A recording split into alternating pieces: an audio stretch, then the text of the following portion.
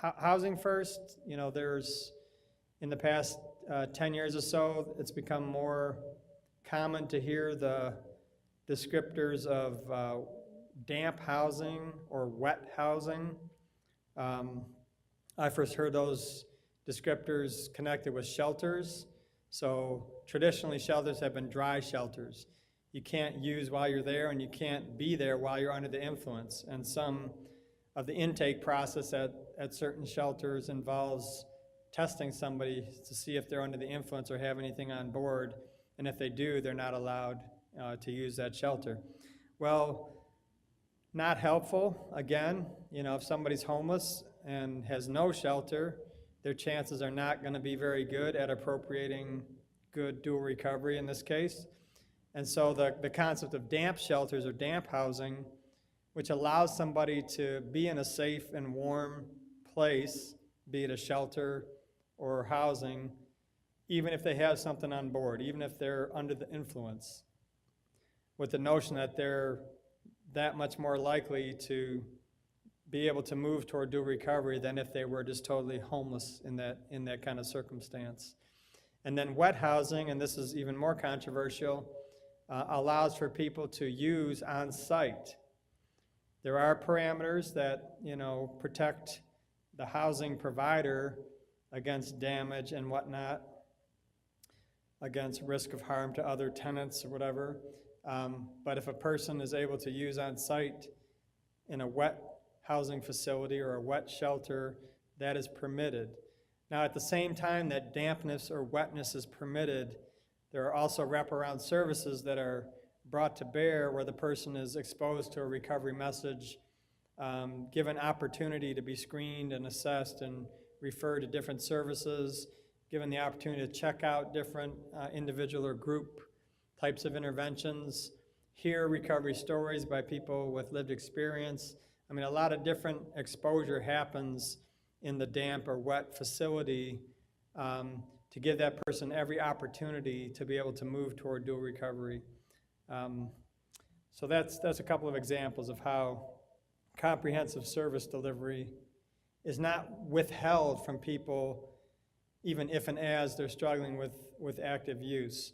The next one is time unlimited services, particularly for ACT, assertive community treatment teams, in our traditional CMH service array. This is not uncommon that as long as somebody meets criteria, we're kind of in it with them for the long haul. And this acknowledges the reality that, I mentioned earlier, that even with active intervention happening, folks with dual disorders can take up to 2 years to be able to avail themselves of sustainable abstinence-based recovery. And so during those 2 years, is it important how that person is interacted with and what kind of supports they get in a time-limited, non-judgmental way, even if and as they struggle with use?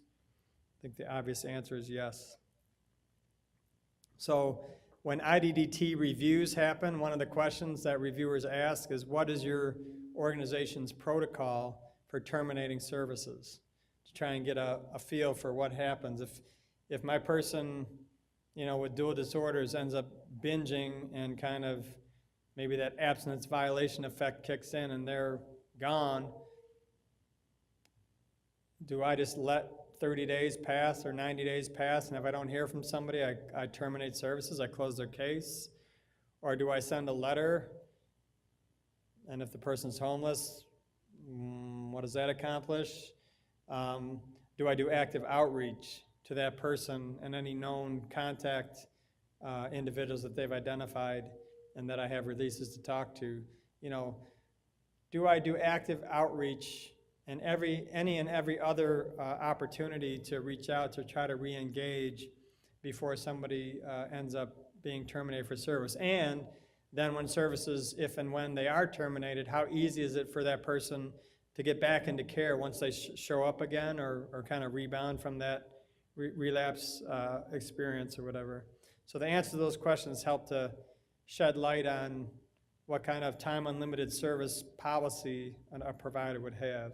Certainly outreach is significant, especially, as has already been identified, somebody at that pre-contemplative, contemplative stage of things may need significant outreach in order to engage in all the ways we've already mentioned. Another significant treatment characteristic of the IDDT model is, in fact, motivational interventions. And we've already touched on that, so I'm not going to dig too deeply in that.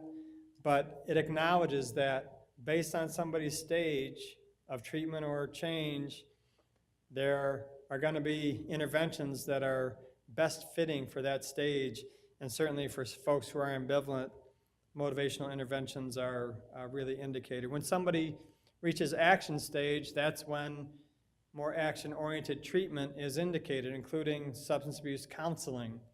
So does your array of services have substance abuse counseling as a part of it? And there's good counseling. I think when it talks about substance abuse counseling, it talks about particular things that are relevant to somebody who's trying to appropriate recovery from an addictive disorder, like, recognizing triggers or cues, to use, like relapse prevention strategies, education about substances of abuse and what they do to the body, education about, refusal skills, avoiding high-risk factors. A lot of that comes down to a good cognitive behavioral therapy intervention or counseling intervention that touches on all of those different elements. And that's really, I think, one of the nice common ground areas for counseling that exists and has been applied very effectively on the mental health side of things to many different areas: insomnia, eating disorders, anxiety disorders, depression. Cognitive behavioral therapy has had wonderfully positive results in application to mental and emotional health disorders. It has also had wonderful results in its application with addictive disorders. And so I want to dig down into CBT, cognitive behavioral therapy, for a little bit here because of the value that it holds for working with the dually diagnosed population. The first thing I want to touch on is what this refers to as the cognitive behavioral model. So what does that mean? Well, what it asserts is that anything that happens is in of itself a neutral kind of stimulus, and that there's a process that happens in every one of us, including our dually disordered clients, by which meaning is attached to whatever the stimulus is. Sometimes that's conscious, sometimes, many times, it's unconscious. And whatever meaning is attached ends up predisposing us to feel a certain way. And when we're in a particular feeling state, that predisposes us to behave in a certain way. And that the more we can learn about our cognitive behavioral process, the more equipped we are and the more empowered we are to intervene and change different pieces of that process so that we end up with a behavior that's more adaptive, more functional, more positive. So I'll give you an example that's a common one. I used to work in our local jail doing anger management groups for guys who were there for assaultive, domestic violence and other assaultive crimes. And so I would use a CBT approach in our anger management curriculum. And I would say, okay, pretend like you're driving down the freeway. You're in the right-hand lane, sunny day, you got your favorite music on, life is good. And then all of a sudden, a car from 2 lanes over comes barreling over, cuts you off, and hits the exit ramp that's right there. How do you feel? And almost without fail, the guys in my anger management group would feel angry. And I would say, okay, but in between that neutral stimulus, which I'm going to argue that driver's behavior was a neutral stimulus, in between that and you feeling angry, some meaning got attached to what happened. So let's explore together what meaning you attached to what happened. And things would come out like, well, that person disrespected me. The driver of that other car, didn't care about me, and he threatened me. He threatened my safety by this irresponsible, inconsiderate behavior, and okay, all these different meanings, okay. So all those meanings that you attach, you end up feeling angry, and what does that anger predispose you to do about it? Well, I'm going to follow them, and I'm going to pull them out of their car and beat them up, or I'm going to, take my Glock out of the glove box and wave it at them, or I'm going to do something, It's like, okay, and how's that working for you, since we're all here in jail right now talking about, how the behavior that you exhibited broke a criminal statute and ended up in this result. Is this what you want for your life? Are you interested in talking about different ways that anger could somehow be changed, that would predispose your behavior to be different, that would be more in the best interest of yourself and your life? And over a few sessions, most of them would say, yeah. And so then I would pitch I would say, what if you knew more information about what happened? What if you knew that the driver of that car was a first-time father, and he had his wife in the front seat giving birth to a kid, and the water had broken and the baby's on its way out, and he had to hit that exit to get to the hospital that's right, a block down? What if you knew that about that neutral stimulus? Would that change how you feel about it? And there was always one or two guys who would say, no, that doesn't change anything how I feel. But the majority of guys would say, well, yeah, that would change how I feel. Okay, so what's different, right? Same neutral stimulus, same driver, same behavior. What changed that now you don't feel angry, or you feel less angry, or you feel some compassion or some empathy or some understanding that would lead you to do some other behavior other than follow them and drag them out of the car and beat them up or flash your gun at them? What's different? The only thing different is the meaning that you attached to the neutral stimulus.